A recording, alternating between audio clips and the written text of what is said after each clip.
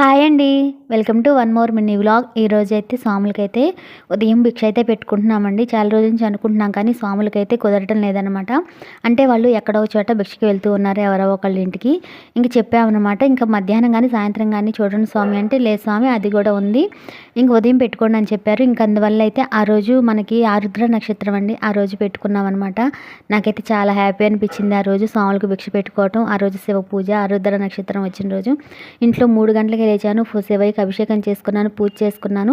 ఊరు నుంచి అయితే మా అమ్మ అయితే వచ్చిందండి. ఒక్కదాన్నే చేసుకోలేను కదా, అందుకని అయితే కొంచెం సాయం చేయడానికి మా అమ్మ అయితే వచ్చింది.